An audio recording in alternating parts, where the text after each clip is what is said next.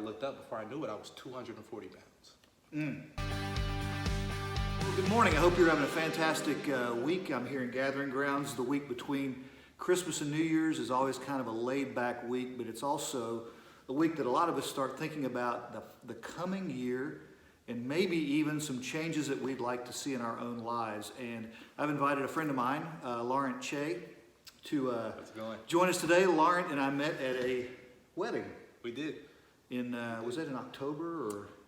That was in October. I think it was in October. Wow. Yeah, here at the church, and we started chatting about a ministry that you've got related to health and wellness. And I thought, what a great time of the year to just invite you to Crestview to chat a little bit about what you've got going on. So you can see I got a little background right here, and Lauren's going to explain some of the things that he's working on as it relates to sort of a biblical understanding of these bodies as a temple, and how we can care for them. So tell us a little bit about yourself and what you're up to. Yeah, so I guess just the general background. I'm from Cincinnati, born and raised. Are you a Bengals fan?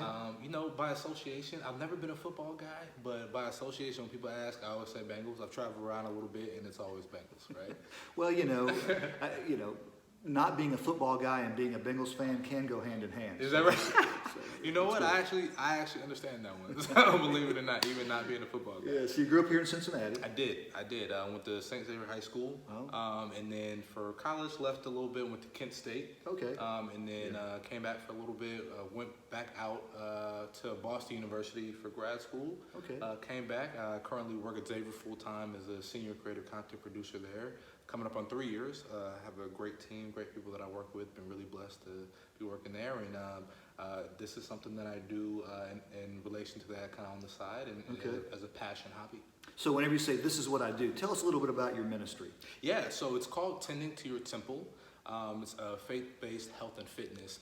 And it pretty much is a program with a mission to help rewrite the narrative of normalized poor health and obesity that really plagues our churches and our communities. Okay. I've grown up in the church my whole life, and I've always noticed that the church is a place that, of course, is a place of healing, spiritually, mentally, and emotionally. But there's always been a neglect of the physical aspect of things.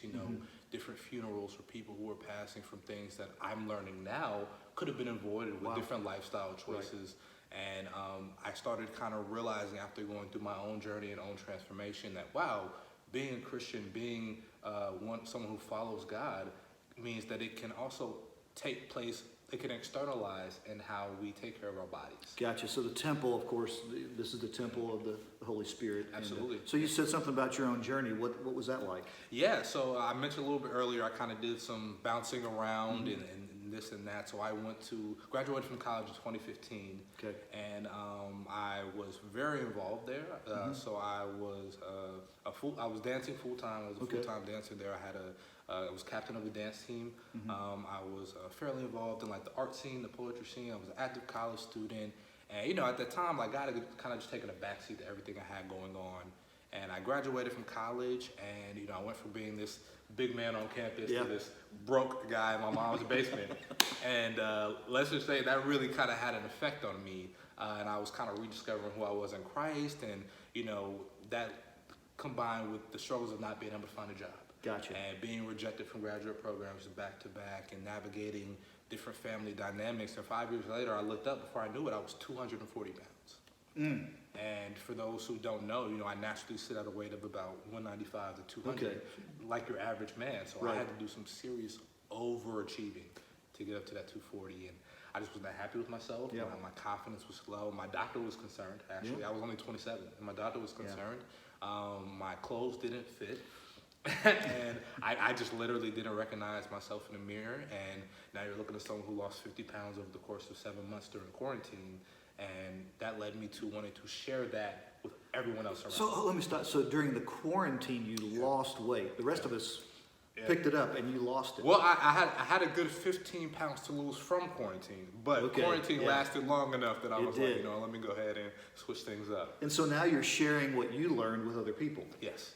Tell me a little bit about this program, Tending to Your Temple, and maybe how someone from Crestview might get involved with that. Yeah, absolutely. So Tending to Your Temple is a 2-hour seminar that I'll be actually hosting. Actually, it's coming up next month. Okay. Right? And it's a program in general that I share with different churches, but right now we're holding a one-time seminar.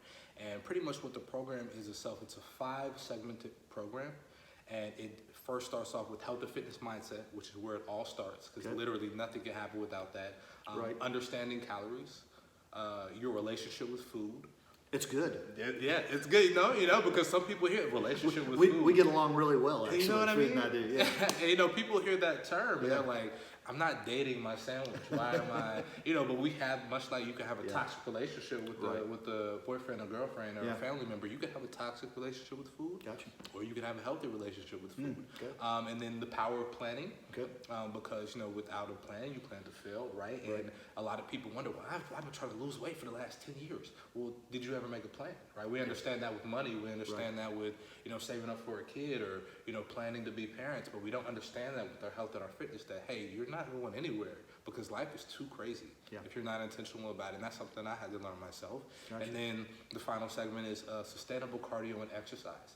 How do I, as a regular person with responsibilities, family, friends, you know, different hobbies, how do I find time to actually be healthy and find, you know, exercise or be able to exercise? You know, people say all the time, I want to get healthy, but I don't have time. Do you not have time or do you not honor time?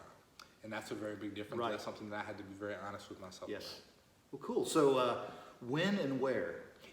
So Saturday, January 29th at Holiday Inn Eastgate in the Conference Center Ballroom. We will be holding our health and fitness and weight loss seminar. I'm super excited about it. You know, I'm going to be sharing all the tools, fundamentals, and principles from a biblical perspective that I utilize to have this transformation, because while, yes, I was able to reach my health and fitness goals, it also brought me closer to God. And I actually kind of rediscovered his character, because I realized that God puts us in situations to bring out the best in us. And I also had to learn that God is a God of patience. He's been patient with me in my past, and it took a lot of patience to go through the seasons of, you know, I'm not seeing any results, maybe I should give up, right? But God is a God of persistence. We have to push through. It also taught me that he's a God of vision. You know, God says, without vision, the people perish. Right? And it's like, okay, well, I had to see in my mind what I wanted and how to go for it. That's a character aspect of God. Having a vision, writing it down, making it plain, and then striving for it. And all these different things that I began embodying: discipline, consistency, following through on promises to myself, because God is not a man that he should lie. I made a promise to myself. And you know, you see people, we're in the New Year resolution season. People, next year I'm going to get in the best shape of my life. 2 years later, man, I should probably follow up on the New Year resolution, right? Absolutely. I'm super excited. Saturday, January 29th, we're taking registrations right now. So we'll have some literature at Crestview on the welcome desk. If you happen to be in the building, you can register for that. Is there a website they can go to? So we have an event page. The event is being all done through Eventbrite. And there's actually a website. So on the flyers that we'll have around the church, you can actually scan the QR code with your phone, and it will pull the link up right on your phone. Technology is amazing. It is. And you can go ahead and register right there. Tickets are available for $50. And for those who don't know, seminar prices for any category are typically, you know, $100, $125, $150. We wanted to make them available for much affordable during the holidays. So you can get them for multiple family members. You can get them for friends. It could be a late Christmas gift to someone who you know can benefit from the experience. You can come out as a unit, because one purchase allows you to buy for up to 100 people. Gotcha. Well, Laurent Che, thanks so much for being here in Gathering Grounds, tending to your temple. Yes, sir. And look forward to hearing more from you.